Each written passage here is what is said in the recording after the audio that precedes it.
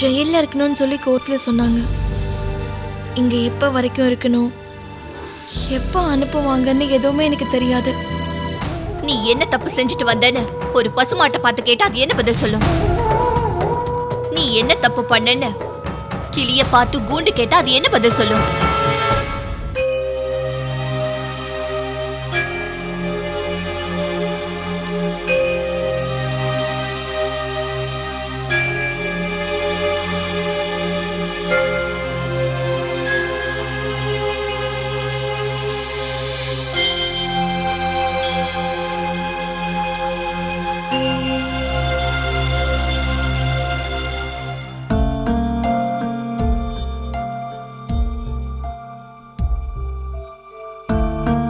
ஷியாம், என்னடா தூங்காம எதையோ யோசிச்சுட்டு இருக்க?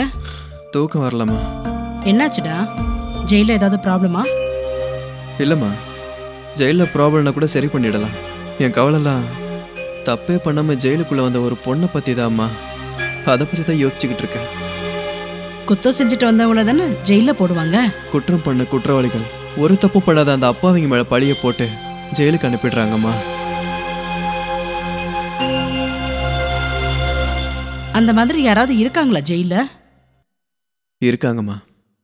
யாரு? பேரு மீனாட்சி, 19 வயசு பொண்ணுமா.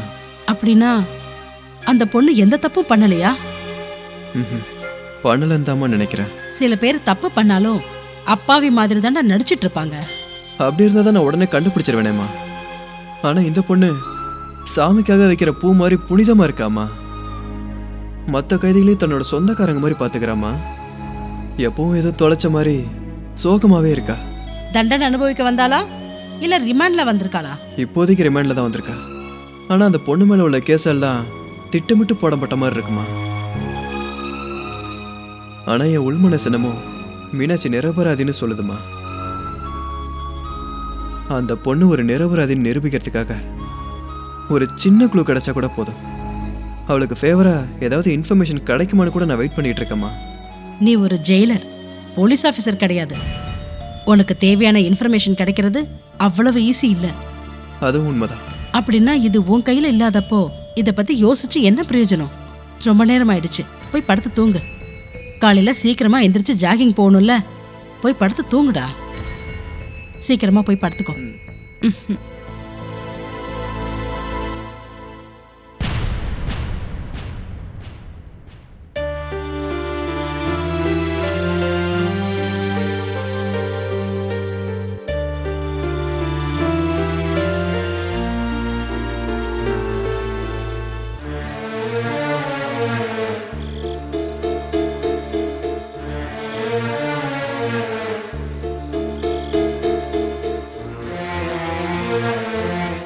வாமா, உள்ள போலாம் வா.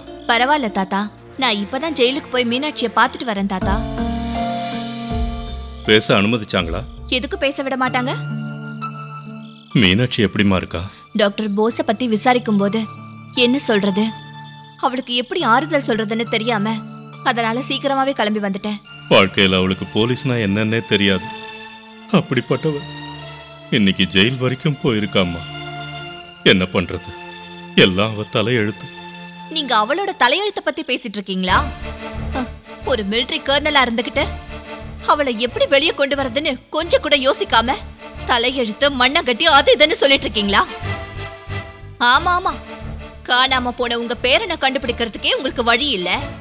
அப்ப உங்க பேரன் பொண்டாட்டிய கண்டுபிடிக்க வேண்டிய அவசியம் மட்டும் என்ன வந்தது? தேவயானி, பேசாதீங்க தாத்தா. இதுக்கு முன்னாடி நான் உங்க மேல ரொம்ப மரியாதை வச்சிருந்தேன். இன்னியோட அது எல்லாமே அழிஞ்சு போச்சு. உங்க பேரன் தாலி கட்டி உங்க வீட்டுக்கு கூட்டிட்டு வந்த மீனாட்சிய எந்த சம்பந்தமும் இல்லைன்னு உங்களால எப்படி விட முடிஞ்சது? நான் விடலம்மா. ஜெயிலுக்கு போனேன், என்ன பார்க்க விடல. லாயரை பார்த்தேன், பெயில் கிடைக்காதுன்னு சொல்லிட்டாரு. போலீஸையும் தேடி போனேன், யாரும் சரியா ரெஸ்பான்ஸ் பண்ணல. நாட்டுக்காக போராடிட்டு வந்த இப்ப ரிட்டையர்ட் ஆயிருக்கிற ஒரு மிலிட்டரி கர்னலுக்கே இந்த மாதிரி நிலைமைன்னா நான் நம்ப மாட்டேன். நீ நம்பினாலும் நம்பலனாலும் இதுதான் உண்மை. ஜெயிலுக்கு போனப்போ ஜெயிலர் என் கழுத்தை பிடிச்சி வெளியே தள்ளிட்டாம்மா. போலீஸ் ஸ்டேஷனுக்கு போனப்போ நான் என்ன சொல்ல வரேன்னு கூட கேட்காம என்னை வெளியே அனுப்பிட்டாங்க. அராஜகம் பண்ற ரவுடி கும்பலுக்கும் செல்வாக்கு இருக்கிற அரசியல்வாதிகளுக்கும் ஆதரவா இருக்கிறது தாம்மா சட்டத்துக்கும் நியாயத்துக்கும் வழக்கம். என்ன மாதிரி சாதாரணமான ஆளுக்கு எப்படிமா நியாயம் கிடைக்கும்? ஐம் சாரி தாத்தா. மீனாட்சி மேல இருந்த பாசத்தால தான் உங்களை நான் இப்படி தப்பா புரிஞ்சுக்கிட்டேன். பரவாயில்லம்மா. தப்பு பண்றவங்களை நிக்க வச்சு கேள்வி கேட்கிற உன் தைரியத்தை நான் பாராட்டுறேம்மா. இவ்வளோ வயசும் அனுபவமும் இருக்கிற என்னை விட நீயே பெட்டர். ராட்சசம் மாதிரி இருக்கிற அந்த ஜெயிலர் கிட்ட பெர்மிஷன் வாங்கி நீ போய் மீனாட்சியை பார்த்துட்டு வந்திருக்கியே. இப்ப ஜெயில வந்திருக்கிற ஜெயிலர் புதுசா வந்திருக்கிறவரா? இந்த ஜெயிலர் கிட்ட நான் பேசிட்டு வந்தேன். ரொம்ப ஜென்யூனா பேசினாரு தாத்தா. மீனாட்சி பத்தி கூட எல்லாத்தையும் கேட்டாரு. மீனாட்சி எந்த தப்பும் பண்ணிருக்க மாட்டான்னு சொன்னாரு. அப்படியா? அப்படின்னா இனிமே மீனாட்சியை பத்தி கவலைப்பட தேவையில்லைன்னு நினைக்கிறேம்மா. முன்னாடி இருந்த ஜெயிலர் ரொம்ப கொடூரமானவன். அவன் மீனாட்சியை எப்போ என்ன பண்ணுவானோன்னு பயந்துகிட்டே இருந்தேன். சேச்சே, இவர் பாக்குறதுக்கே ரொம்ப நல்லவர் மாதிரி தெரியறாரு. சரி, எனக்கு தெரிஞ்ச போலீஸ்காரங்க கிட்ட நானும் போன் பண்ணி பேசுறேன். முதல்ல நாம டாக்டர் போஸ கண்டுபிடிச்சா மட்டும்தான் இந்த கேஸோட விவரம்லாம் நமக்கு தெரிய வரும். ஒரு தடவை டாக்டர் போஸ் மட்டும் திரும்ப வந்துட்டாருன்னா அதுக்கப்புறம் நான் ஒவ்வொரு போலீஸ்காரனுக்கும் எப்படி ஆட்டம் காட்டுறேன்னு பாருங்க. நம்ம மீனாட்சியை நான் எப்படியாவது காப்பாத்திடுவேன். நான் போயிட்டு வரேன் தாத்தா. சரிம்மா. அப்பா, இப்ப வந்துட்டு போறது தேவயானி தானே? ஆமாம்மா, நல்ல செய்தி சொல்லிட்டு போற.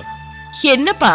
அந்த ஜெயிலர் அராஜகம் பண்றான்னு நான் ஐஜி கிட்ட ரிப்போர்ட் பண்ண இல்லம்மா. அவர் ஆக்ஷன் எடுக்க மாட்டாருன்னு நினைச்சேன். உடனே ஆக்ஷன் எடுத்திருக்காருமா. இப்ப புது ஜெயிலர் வந்திருக்காராம்மா. அதுவும் இல்லாம நம்ம மீனாட்சி எந்த தப்பும் பண்ணிருக்க மாட்டான்னு நம்புறாராம்.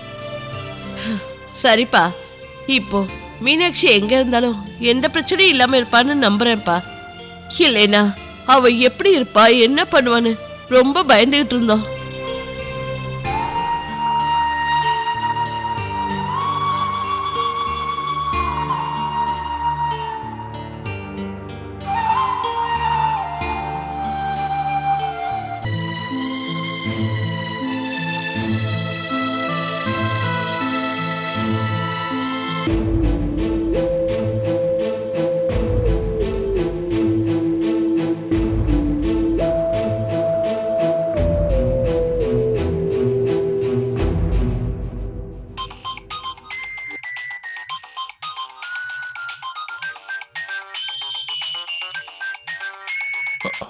ஹலோ,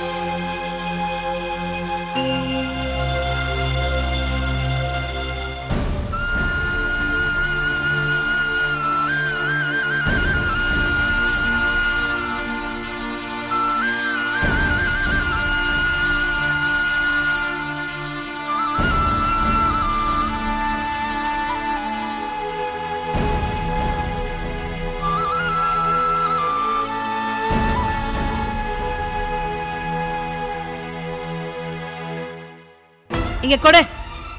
இன்னைக்கோ நாளைக்கோ சாவரவளுக்கு சோறு எதுக்கு? போங்க இருந்து.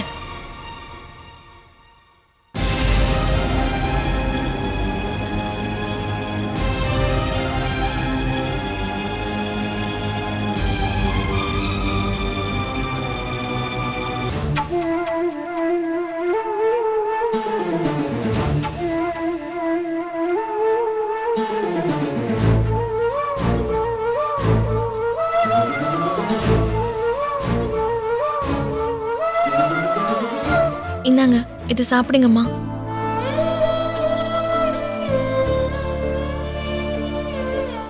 எனக்கு அம்மா? உங்களுக்கு தாம்மா. அப்போ உனக்குமா? ஒருவேளை சாப்பிடாம இருந்தா எனக்கு ஒன்றும் ஆயிடாது. இந்த வயசான பாட்டிக்காக நீ பசியோட இருக்க போறியம்மா? பரவாயில்லம்மா. பசியோட இருக்கிறதுங்கிறது எனக்கு பழகின விஷயம்தான்.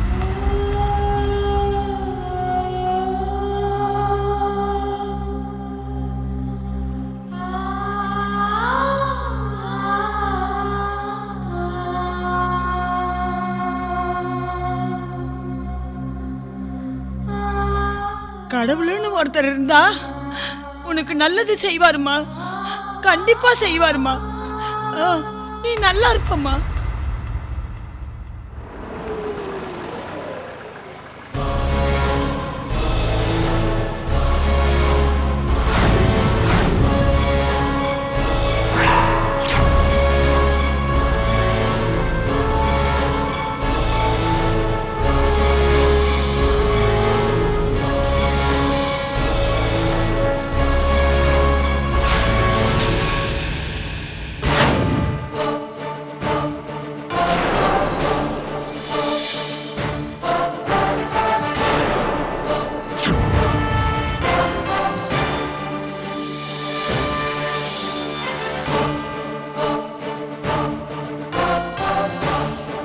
யார் நீ?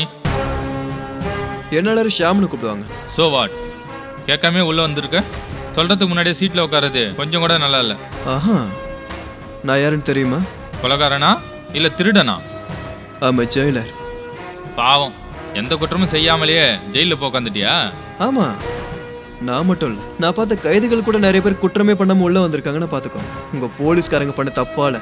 அதுக்கு என்ன இப்போ? அந்த நிரபராதிகள்ல மீனாட்சியும் ஒருத்தி.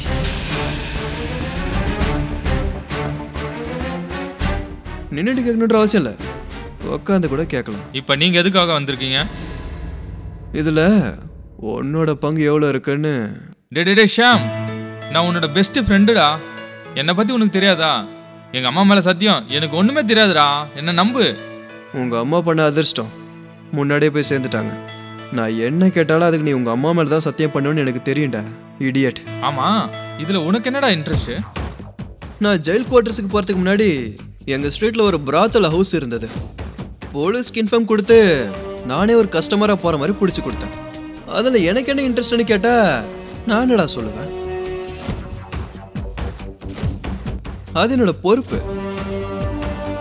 ஜெயிலுக்கும் பிராத்தல் ஹவுஸ்க்கும் சம்பந்தம் இல்லை, ஆனா போலீஸுக்கும் மீனாட்சி கேஸுக்கும் சம்பந்தம் இருக்கு. டேய் சத்தம் போட்டு பேசாதடா. இங்க செவுத்து கூட காது கேட்கும்டா, கதவு கூட சிசிடிவி கேமரா இருக்கும்டா. ஆமா, தேவையில்லாத விஷயத்துக்கு நீ ஏன்டா தலையிடுற? இது என்னோட இஷ்டம். அப்படின்னா என்ன எதுவும் கேட்காத. ஏன்? இது என்னோட இஷ்டம். முட்டாள் மாதிரி பேசாத. ஒரு அப்பா இப்ப என்னோட வாழ்க்கையை கெடுக்கிறது நல்லதா? இதுல பெரிய பெரிய ஆளுக்கெல்லாம் தொடர்பு இருக்குடா. இதுல உனக்கும் சம்பந்தம் இருக்கா? டே இல்லடா. டேய் உண்மையில சத்தியம்டா. வெக்கமால உனக்கு எதுக்கு அந்த காக்கி ட்ரெஸ்? மீனாட்சியை தேவையில்லாம எதுக்கு இந்த கேஸ்ல மாட்டி விட்டீங்க? அவளோட புருஷன் போஸ் என்ன பண்ணீங்க? ஆக்சுவலா டிஎஸ்பி கொலைக்கும் இவங்களுக்கும் என்ன சம்பந்தம்? இந்த மாதிரி கேள்விகள்லாம் பதில் சொல்ல முடியாம தான் சிவில்ஸ்ல ஃபைல் ஆகி இங்க வந்துட்டேன். டே எனக்கு இந்த வேலையிலும் இல்லாம பண்ணிடாதடா. அப்படின்னா சொல்ல மாட்டேன். எனக்கு எதுவுமே தெரியாதுடா, தெரிஞ்சாலும் சொல்ல மாட்டேன்டா. சொன்னா என் வேலை போயிடும்டா. எனக்கு வேலை போயிடுச்சுன்னா பிச்சை தாண்டா எடுக்கணும். ரொம்ப நல்லது. நீ சொல்லலன்னா அதை கண்டே பிடிக்க முடியாதுன்னு நினைச்சிடாத. யாரோ ஒருத்தர் பண்ண தப்புக்காக ஒரு அப்பாவி பொண்ணு தண்டிக்கப்படுறத என்னால ஏத்துக்கவே முடியாது. இதுக்கு பின்னாடி இருக்கிறத எவனா இருந்தாலும் வெளியே கொண்டு வருவேன். அது நீயா இருந்தாலும் கவலை இல்லை, வர்றேன்.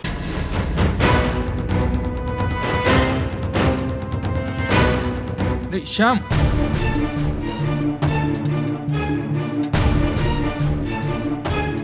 ஒரு நிமிஷம். நடந்ததை பத்தி உனக்கு எல்லா விஷயம் தெரியணும்னா நாளைக்கு மீனாட்சி விஷயம் கோர்ட்டுக்கு வருது, அங்க போய் பாரு. தேங்க்ஸ். நீ இந்த போலீஸ் வேலையை விட்டுட்டு கால் சென்டர்ல போய் சேர்ந்துரு. தேவையில்லாத இன்ஃபர்மேஷன் கொடுக்கறதுக்கு நல்லா யூஸ் ஆகும்.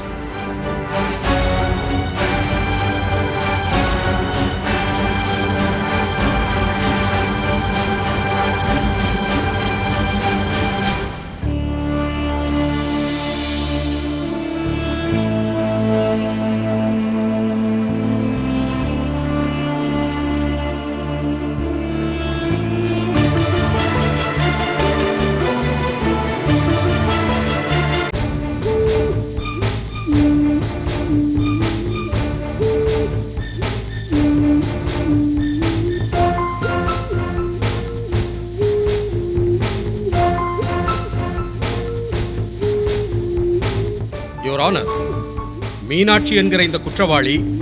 Objection your honour. கோர்ட் இன்னும் குற்றவாளின்னு முடிவு பண்ணாமலே என் கிளையண்ட் ஒரு குற்றவாளின்னு சொல்லக்கூடாதுன்னு உங்களை கேட்டுக்கிறேன். Objection sustain. I am sorry your honour. Proceed.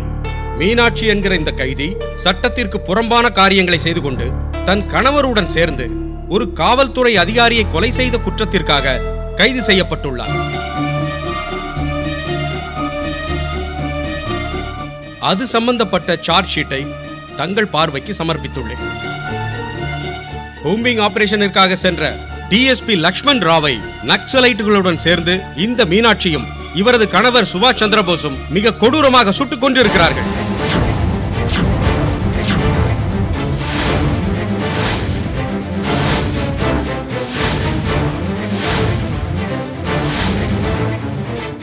தற்போது இவர் கணவர் தலைமறைவாக உள்ளார்.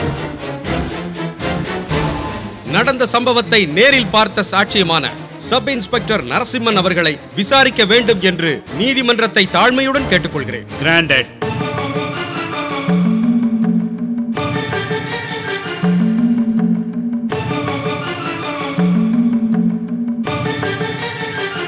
சொல்லுங்க, கொலை நடந்த நேரம் என்ன? ராத்திரி ஒரு 3 மணி இருக்கும் சார். கொலை எப்படி நடந்ததுன்னு கொஞ்சம் விளக்கமா சொல்ல முடியுமா? சங்கரம்பாடி ஃபாரஸ்ட் ஏரியாவில் சில நக்சலைட் இருக்கிறதா எங்களுக்கு தகவல் வந்துச்சு. நாங்க அவங்கள பிடிக்க தயாராகும் போது அவங்க திடீர்னு எங்க மேல ஷூட் பண்ண ஆரம்பிச்சிட்டாங்க. அந்த சண்டையில எங்க டிஎஸ்பி மேல காயம் ஏற்பட்டுச்சு. அவரை உடனே நாங்க கெஸ்ட் ஹவுஸுக்கு கூட்டிட்டு போய் முதல் உதவி கொடுக்க ஆரம்பிச்சோம். டிஎஸ்பியோட உயிரை காப்பாத்துறதுக்காக நாங்க சிட்டிக்கு கூட்டிட்டு போகும்போது இந்த பொண்ணு மீனாட்சி அப்புறம் இவங்களோட புருஷன் இவங்க கூட சில நக்சலைட் எங்களை தாக்க ஆரம்பிச்சாங்க. நாங்களும் எதிர்த்து தாக்க ஆரம்பிச்சோம். அந்த நேரத்தில் நான் எதிர்பார்க்கவே இல்லை, இந்த மீனாட்சி என் மேல பாஞ்சு என்கிட்ட இருந்த ரிவால்வரை புடுங்கி என்னையே சுட ஆரம்பிச்சா. நான் அங்கிருந்து தப்பிச்சு வந்துட்டேன். ஆனா மயக்கத்துல இருந்த அந்த டிஎஸ்பியை இவ சுட்டு கொன்னுட்டா சார்.